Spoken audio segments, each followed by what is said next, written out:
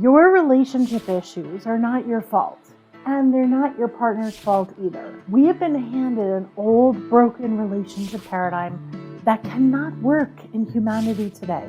In this video, I'm going to break down what is actually causing the relationship issues you may be experiencing so that you are no longer thrown around by this invisible dynamic that is causing so much unnecessary pain.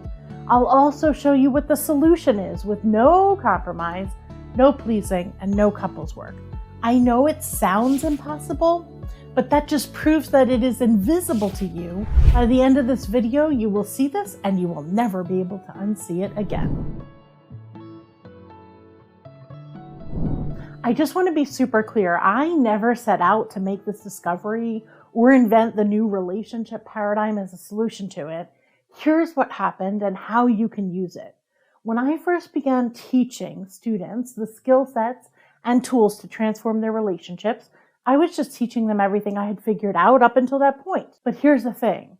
As I started working with hundreds of students, then thousands of students, I started figuring out more and more patterns. As more and more students would keep bringing their challenges to us that they were facing, I was creating skill sets to solve each one of those challenges. We had a huge list of challenges that we had solved. We had a huge list of patterns that we had discovered. And it was kind of like a double-edged sword. On the one hand, it's awesome that we figured out so many solutions to stop suffering.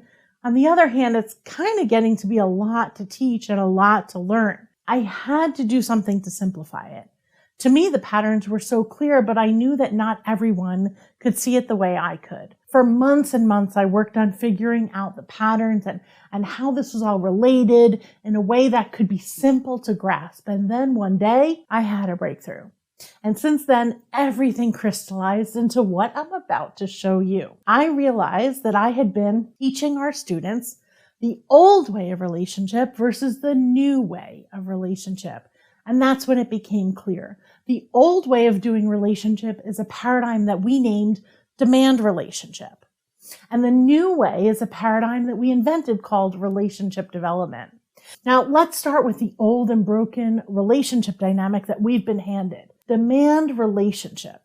At its core, demand relationship is when you tell someone or something else how they need to change in order for you to be happy. For instance, when you say to your partner, I don't like that tone, don't use that tone with me. Or when you tell your kids, the house can't be like this, you got to change that. Or when you say to your family member, stop making me feel guilty about this. I'll say it again. Demand relationship is when we are unhappy with something or don't feel something is right, and we try to get someone or something outside of ourselves to change so that we can be happy, feel like it's done right, or be more comfortable. Now, before you jump to your own conclusions about what I'm saying, I invite you to hear me out first. I'm not saying that you're wrong for wanting those things to change. So please give me a moment to explain. Fundamentally, the old and broken demand relationship paradigm is built on the principle of the win-lose. Now, listen to me carefully because this is a critical foundational principle. The win-lose paradigm is the foundation of how humans have been relating to each other for centuries. The win-lose principle states that when there is a difference between two people, one person wins and the other person loses. The winner's perspective prevails. Does that make sense so far? Well, there was a time when that win-lose approach worked in relationships, right? Back in the day when one person in relationship felt like they had no choice but to obey, demand relationship was common. It's important to see how this demand relationship paradigm we've been handed came to be, because soon I'm going to show you and give you visibility into how it's affecting us today, even without you knowing it. There was a time not too long ago when women did not have rights and did not have a say. And because of that dynamic, for thousands of years, married people interacted with each other under the paradigm of rules that worked in that day. We refer to this paradigm as demand relationship.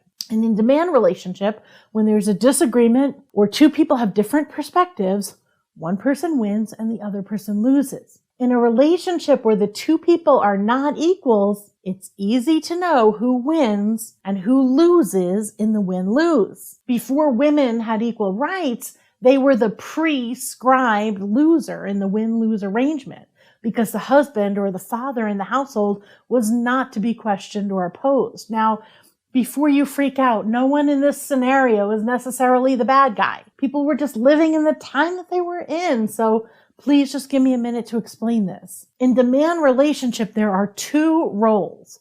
Paul and I call them the power player and the non-power player. The power player is the person in the relationship with the leverage or the control. The non-power player is the one who does not have leverage or control. Now, back in time, the male was the power player. He decided what was what and expected whatever he said to be carried out. So females learned how to please the power player, get in with his good graces, so to speak, so that she might get what she needs. When pleasing didn't work, she learned how to use things like guilt or shame. Both tactics can be used by a non-power player without being so easily noticed. When those tactics didn't work, without any other way to protect their needs, women learned how to manipulate the power player, using things like making him think her idea was really his idea, or finding a way to get another male to suggest an idea to him that would favor her. Before you start judging women or men for being the bad guy, please just stop. Women were not free humans at that time. They did what they had to do to survive. And most men did not actually subjugate women on purpose. It was just a life and time they were born into. Like, you can even think of the incredible movie Big Fat Greek Wedding. In that movie, when Tula, the girl, tells her mom, "Daddy will never let me go to college. He's the head of the house and what he says goes." Do you remember what Tula's mother said? Let me tell you something, Tula. The man is the head, but the woman is the neck. And she can turn the head any way she wants. It's funny when it's in a movie. It's not so funny when it's in your house. But we actually see this dynamic today in demand parenting, right? When mom tells her kid, "Hey, if you want to go to that birthday party on Saturday, that room better be clean," she's using leverage to get what she needs done. She's the power player in that relationship, and the child is powerless to get to that party without her being agreeable to it. That child is the non-power player. See, demand relationship dynamics happen even when you have the best of intentions. You're trying to help your child be prepared for life, right? You're looking out for them. You're trying to protect them. And when you run to the end of your skill set, you default into demand relationship and use your leverage. It's not your fault. Demand relationship is all that has been modeled to us for thousands of years. It's all anyone has ever known. When there's a difference between two people that causes a kerfuffle, the difference is solved through the win-lose. The win-lose works like this.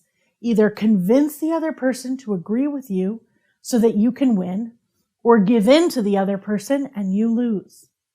And when we run to the end of our skill set, we resort to using whatever leverage we have to get to the win, even when we have the best of intentions. It doesn't make us a bad guy. It's just the way things have been, which brings us to the present moment. Well, today, thank God, most humans are free. And when people are free as equals, and relationship crumbles. If demand relationship has been going on in a long-term relationship, eventually one person will hit what we call threshold. They reach their limit. They've had enough. It usually sounds something like, "That's it. I've had it. I don't even care. I can't take this shit another second. I will take the kids. I will get 3 jobs if that's what it takes. I'll get my own place, but I am the F out of here. You're making me miserable and I can't take another day of this," right? Threshold is a moment when the pain of staying outweighs the previous fears of leaving. And that's when they do a demand relationship exit and they leave. It's actually the same in demand parenting. If all that's been done as your children grow up is demand parenting, then the minute they become bigger than you, financially independent from you, or no longer need to live in your house, they are the heck out of there. They can't wait to get away from you. And why is that? Because demand relationship is a paradigm built on control. And no one likes to be controlled. And you already know that because you hate it when someone tries to control you. This old paradigm is broken. It cannot work in humanity today where people are born free whether they realize it or not. Everything that has been modeled to us for thousands of years has been based on one person ultimately having domination or say over the other.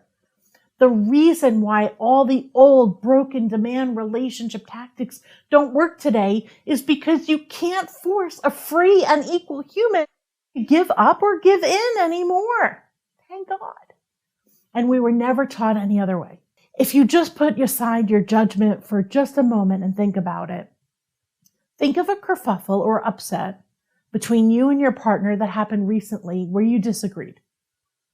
Ultimately, as much as you want them to also be happy, at the end of the day, were you trying to get them to see things from your perspective, convince them of your way, get them to agree to do or say things your way? You're not a bad person. Let me explain. Yes, thankfully, decades ago, we got our freedom. And that freedom did not come with a handbook on how to do relationships differently for a new time. So today we have an issue. We have relationships that are a partnership between two equal people who are both free, but we are still perpetuating this old, broken, demand relationship tactics of the win-lose. Well, when both people are equal in a win-lose battle and can't convince the other person to agree and won't give in, where does that leave you? Exactly. That's exactly where most people are today, at the end of their skill set and not knowing how to make things work. Well, thank goodness Paul and I have invented a new way. We call this new relationship paradigm relationship development. Relationship development is where you learn how to be happy without needing other people to change in order for you to be happy. And you learn the skill sets to interoperate with others in a way that builds up relationships instead of breaking them down. So this is what it looks like, right? By the way, you can get our chart and free training using the link in the description of this episode. Here's what I want you to get. Look at the demand relationship side of that chart. Look at the red side of that chart. These things on the red side, that is not love. And yet, how many times in our relationships that are supposed to be about love are we showing up from the demand relationship paradigm side of this chart? Yes, it's old and broken. And it's been invisible to us all this time. It's not your fault. This is all that's been modeled for thousands of years. And now we have a chance to change it. So here's the predictable pattern with a predictable outcome. Remember, a relationship is a closed loop.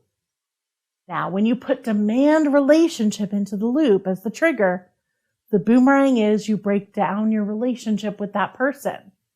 When you put relationship development into the loop as the trigger, the boomerang is that you build up your relationship with that person. That's why I say it only takes one person to transform any relationship. It depends on which side of the chart you're showing up from. Now, you already know this. Just ask yourself, when someone interacts with you and they show up to manipulate you to the outcome they want, does that build up or break down their relationship with you? And when someone shows up to interact with you and you sincerely feel that they are there to collaborate with you so that you're also happy with the outcome that the two of you figure out, does that build up or break down their relationship with you? This is a relationship principle. Demand relationship breaks down relationships. Relationship development builds up relationships. Yes, your relationship has been breaking down over the years, but it's not happening to you. You were unknowingly doing it. So were they. You just couldn't see it because the loop was invisible to you before. I wish there was a way to just wave a magic wand and just decide to show up from relationship development in all the moments of your day. After helping students for over 14 years, not only did we invent relationship development, but we have also created all the tools and strategies to teach you the skill sets in a step-by-step way that is easy to digest and simple to use in real life. But what about your partner? What if you're not the one who really needs to hear this? What if this is really their fault and they're the ones doing demand relationship? Join me in the next episode for the answer to that. And if you want to get access to our relationship development chart and find out more about our method and our training, start transforming your relationship without compromise, without pleasing, without couples therapy, then check out training in the episode description.